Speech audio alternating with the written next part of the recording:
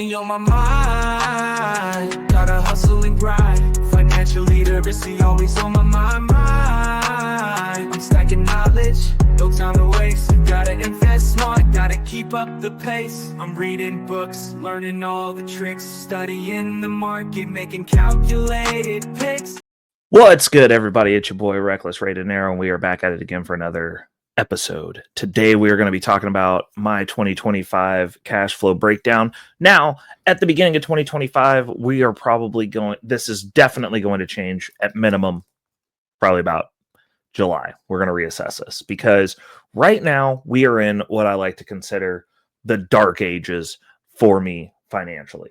Why is that? We are still straddled with that debt from 2024. We accrued some debt. We had some of those life events happen, which is cool. We got to go through those turbulent waters.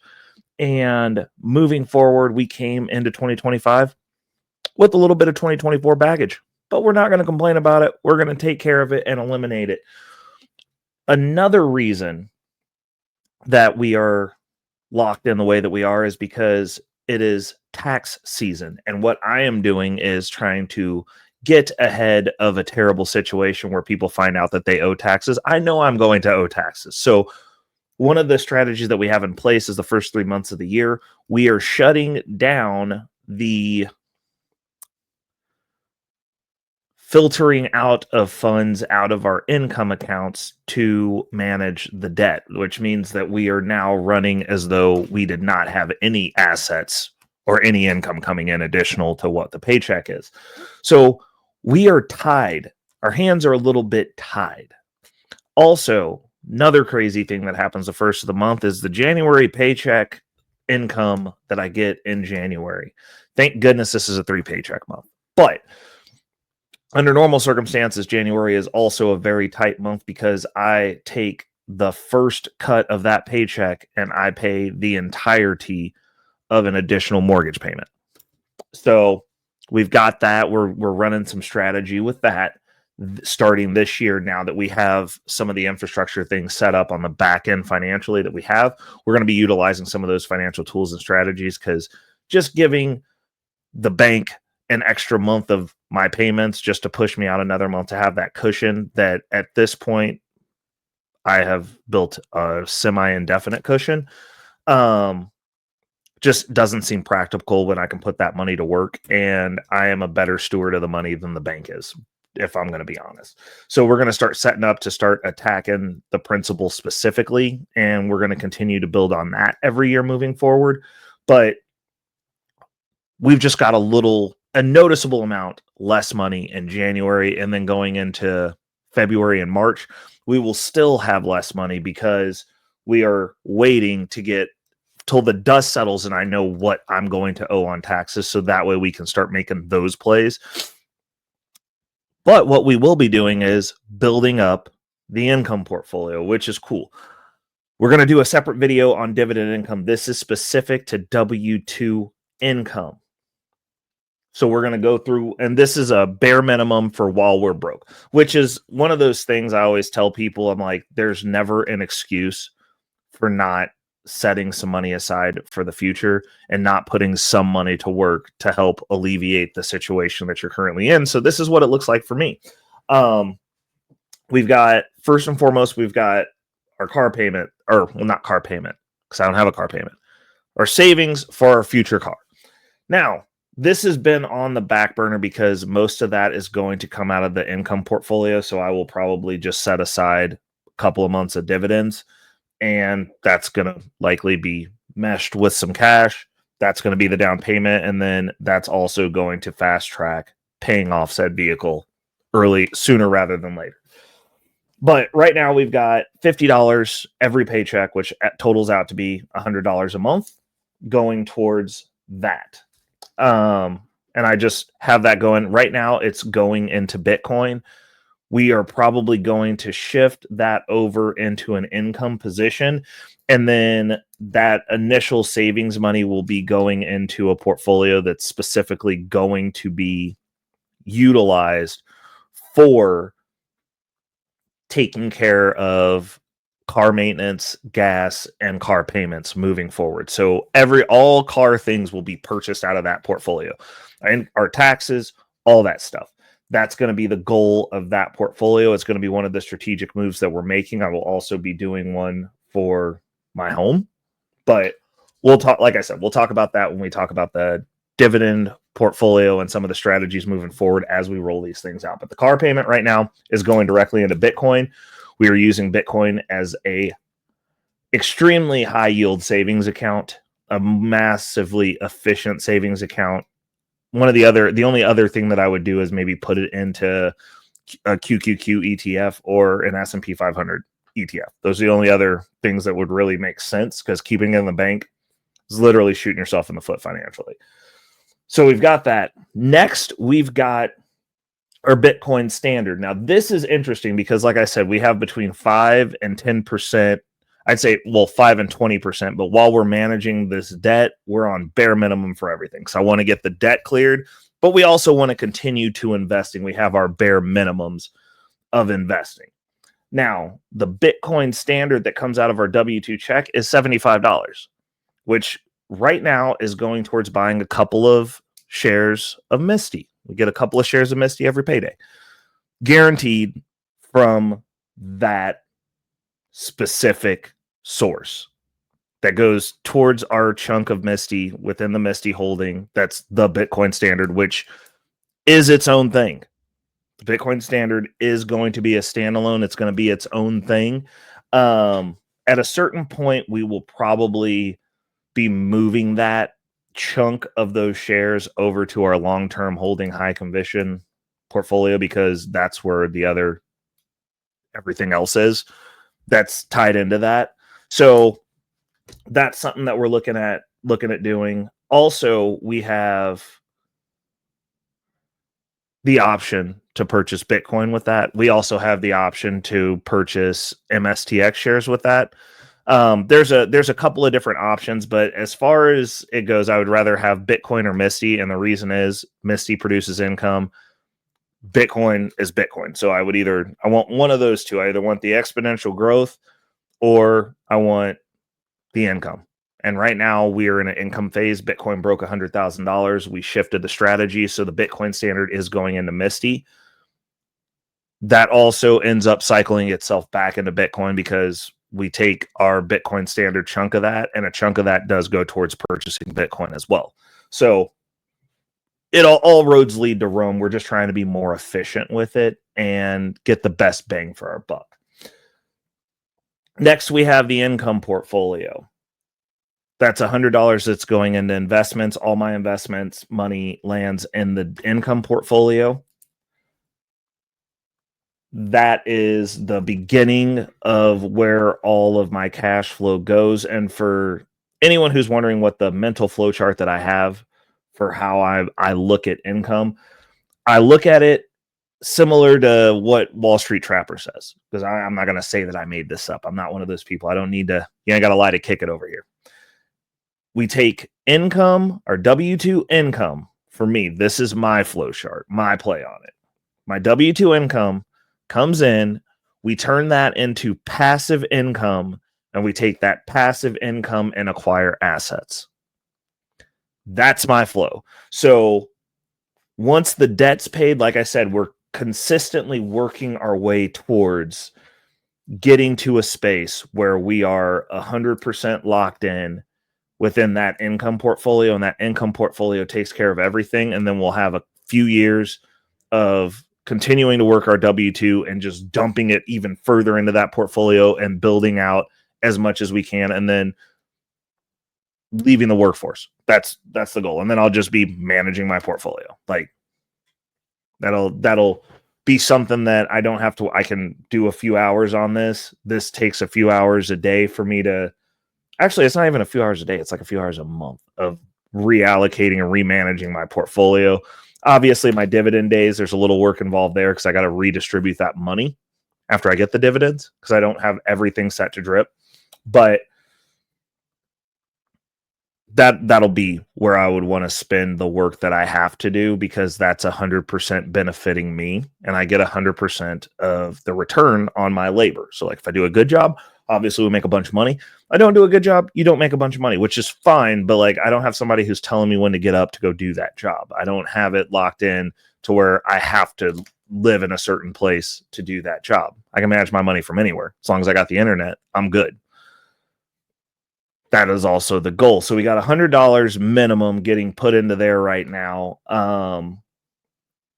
And then I've got $50 that goes over to my Citi brokerage. Now, I gave a whole scathing opinion on Citi, and then I took all my money out, and I haven't been, my direct deposits don't land there first. It is very, very much last stop for me. And I think it's probably gonna stay that way for a little bit. And I'm honestly still considering closing down those accounts. Like, it's convenient to have. It was convenient to have it over there. I like their wealth building opportunities that they have, but they were anti-crypto. They're anti-Bitcoin. They're anti my entire thesis, and they got in the way of me getting the shares that I wanted to get. So now at that point, I'm like, I keep a bare minimum over there. I keep a little bit of money flowing into that account to put into the brokerage, because I can get my YMAX, my art currently. There's a RDTE position that's over there that is kicking off a little bit of income, and I'm kind of just feeding that. But I think honestly, at a certain point, I'll probably condense out of that account. Because I'm not going back. I'm not like, there's a higher probability of me opening a bank account at Charles Schwab to just have my direct deposits and manage my finances out of that account. Because I mean, Community America is great. It's fine for shooting money here and forth and having a landing pad, but I don't do a lot of, like, the only thing that I use banking for is bill pay. That's realistically it for me. But I've been wanting to feed some money into that account, but like, I'm also paying for it, which at this point, because I'm not putting all my direct deposits over there, and their accounts aren't free. So like, that's also an inconvenience. So they're just tallying up strikes. Like, I pulled the money because I couldn't do what I wanted to do with my money over there. And it just scathing reason why I don't like middlemen. Everything else about it was great until they told me that I couldn't buy Bitcoin related stocks and ETFs over there because they said I couldn't. As soon as it gets to that point, like, okay, so you're telling me what I can and can't do with my money. You know what? Charles Schwab was like, do what you want. You can have access to all this stuff. They treat my money better. They treat me like I know what I'm doing with my money, because I do. Like, I've outperformed every single automated fund that Citibank has, but they're going to tell me what I can't do with my money. No, I'm not going to do that. So Citibank is about to be on the chopping block. I like the card because we can do credit arbitrage with it. Outside of that, I don't need them. There's just no reason for me to continue to be over there. So we're probably going to be looking at moving those funds, and, you know, less banks. That means I have less bank minimums, because we upped it to $150 for this year, which, just to have something in there, because normally my bank accounts sit around $50 or are empty. Like, I don't use them except for bill pay. Everything else is in the market. It's sitting in the crypto. It's sitting in Bitcoin. It's sitting in my brokerage account in a position, or waiting to get into a position. There's no need for, like, people who are like, I got money in the bank. I'm like, okay, like, that is not impressive to me. But we've currently got 50 going over to Citi to put in that brokerage over there, which is, we're gonna have to close those accounts. Like, that's just what it's gonna be. Like, I don't want to be over there. So that's gonna be on the chopping block, and then we'll reallocate that 50 into something else, probably into the income portfolio at that point. And yeah, so that's kind of the way that my cash flow breaks down as far as me paying myself first. Other things that are coming out of my account, we are maxing out our HSA this year. So they're taking that max deduction out of their pre-tax. While I'm not a fan of the 401ks or the Roths, because for me, they're not going to be necessary. If you're retiring before you're 65 or 70 or whatever age they allow you to get at those funds penalty free, then those accounts really aren't something that I look at as things that I need to front load moving forward. Now, My last 2 years, I probably will get my 401k and I will be maxing out contributions to that. Just because it'll help with taxes. Because this year we're going to be having a big jump. Last year we gave ourselves a $13,000 raise of my own volition. I worked and made that. Got paid in dividends, $13,000. Pretty awesome. This year coming up, it's probably going to be double or triple that, maybe quadruple that. We'll see. It depends on how the numbers play out. But as we're putting in these additional monies and additional payments, because right now it's projecting that I should be at about 30. So that's that's more than double what I got paid last year. So I'm sitting at about $30,000. Actually, let me pull Snowball Analytics up here, go back to the dashboard and see what we're saying. So right now we are projected at getting $29,521 over the next 12 months. Dividends are not consistent, and a lot of these alternative softwares have issues calculating that when it comes to the high yield dividends, because it's not like a Pepsi or a Coke or these boring ones where people have to have $100,000 invested to get $1,000 a month. We're not on that plan. We will back end into some of that stuff maybe, but the plan that we're on, we're making about almost $2,500 a month. On average, we have months where we're bigger than that. But as this portfolio grows out, we're looking at worst case scenario. Bad months are $4,000 months. Right now, we're at about $2,460. We have a target of $5,000 a month because that'll be on parity with currently what I'm making. Thereabouts. So that'll be more than my take home for sure, but it'll also be getting around that salary. We're looking at this year, we're trying to match the salary because I think that is possible. And then that would give us 2 more years to continue the trajectory that we're on of continuing to have W-2 income coming in. But at that point, if we get to where I match salary this year, I'm converting everything over to where the dividends will pay for everything, and my W-2 income will be 100% investment. And that's going to be a game changer because at that point, like now we're steamrolling towards the end of this. And by the time I'm ready to tap out, like I should have a really nice cushion of funds to where I can do basically anything that I want. I'll be able to travel and, I'll be able to at minimum sustain the exact lifestyle that I have now. It will be expand. And if I choose to expand upon it tastefully, obviously, I'll be able to do that too. But a lot of what I want to do now, I'm fine with exactly how everything is now. I'd like to travel more.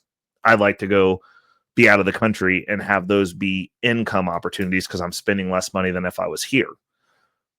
That's kind of what I'm looking for. So as we're rolling through this year, obviously we'll be revisiting this after we come out from under this 3-month tax shroud and we know what we're owing, and then we can start working on getting that paid.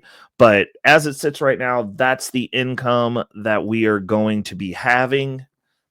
Those are my bare minimums. I've got my HSA being pulled out at maximum, which is pre-tax dollars. And then as far as all the savvy W-2 stuff, that's about as intricate as I'll get. Once it gets to the point to where I'm going to be kicked up a tax bracket, I will look at getting once we shift over to where I'm fully into paying everything out of my dividends, once we make that shift, I will probably start maxing out a 401k because at that point, having those pre-tax dollars, it'll pull me back down a tax bracket because I will be able to go max there. And then whatever I get out of my W-2 will just go straight in. I'll probably switch my direct deposit to where it's 100% going into my brokerage account, into my income portfolio, and I'll just buy everything I need. And when I need to transfer money out, I just transfer it out as I'm getting paid because that portfolio will be getting set up to pay weekly. And by the time we get to our targets, we should have at least a bi-weekly paycheck coming out of there that's substantial. Eventually, it'll be every week. It'll be $1,000 out of that portfolio. But as it sits right now, we started with week 4 because we're all in on Misty. That's where we're going with things. So week 4, we just get a big paycheck right now. Everything else is still on drip because nothing else is in position to actually become utilized because we haven't broke $100 on it. And honestly, in the beginning, as we're getting these positions going, we'll be wheeling. And for those who are not familiar, the wheel strategy is where you take the dividends from one of your week payers and then one of the pairs, and then you roll it into the next position. So since we started with week 4, we will then be rolling into week 1. Actually, no, we're on week 2. We're doing week 2 second. And then once we get that to 100 shares, week 2 will roll into week 3's position, and then the Misty position, which is week 4, will roll into week 1. The reason we skipped and went into week 2 is because I had already started an NVIDIA position. Maro came out, which for those of you who follow the ETF, that's a Marathon Digital ETF. I want that position. And I said to myself, whatever week this is, it's canceling out whatever that is, unless it's the same week as Coney, in which case I would have 2 that week. It is a week 2 payer. So it took over the NVIDIA position. We already sold out the NVIDIA position, rolled it over into the Maro position. I'd rather have that dividend than the NVIDIA dividend and just get that started, put it on drip, and let it do what it does. So that's what we're doing. We're going to have another one on how I break down my dividends. That one's going to be pretty interesting because I know it's complicated, but it's the way that my brain works, so it's not that complicated for me. But I'm going to write it out so that way I can give an articulate depiction of exactly how I am dealing and what I am utilizing my dividends for. So be on the lookout for that video. I've got a bunch of really awesome content ready for 2025. I'm excited about this year. I hope you guys are excited as well. If you made it this far in the video, definitely make sure to give me a like, give me a subscribe, tell me that these products are trash, because the person who did that definitely hasn't tapped back in for any of the rest of the videos. In regards to the success that we've had with the Yield Max, I hope they check out the end of year portfolio review so that they can tell me the $13,000 that I got paid out from Charles Schwab via dividends for my Yield Max ETFs and the way that I manage that portfolio is trash, because it definitely matters to me, because I am still in the rat race. I'm knee deep in it. $13,000 makes a difference. It made it so that I could get through some stuff. It made it so that we weren't walking into this year with more debt. It made it so that we have more assets, more flexibility, and moving forward, it's going to continue to build. We're going to continue managing this portfolio as efficiently as we can to the best of our abilities, and we're going to keep running the numbers up. And you guys who want to hate, keep on hating, but subscribe so that way you know when you need to hate. Till the next time, people, it's your boy Reckless Ray Dinero, and we are out. Money on my mind, yeah. Focus, got no time for games, nah. I don't play, man, I'm all about that financial literacy. Investing in my future, building generational wealth. Dollar bills, they be calling my name, but I ain't chasing fame, I'm chasing change. Learn the game, now I'm playing it smart. Putting my money to work, it's an art. I'm stacking paper, building my own empire. No more living check to check, I'm getting higher. Investing in stocks, real estate, and more. Gotta secure the bag, that's what I came for.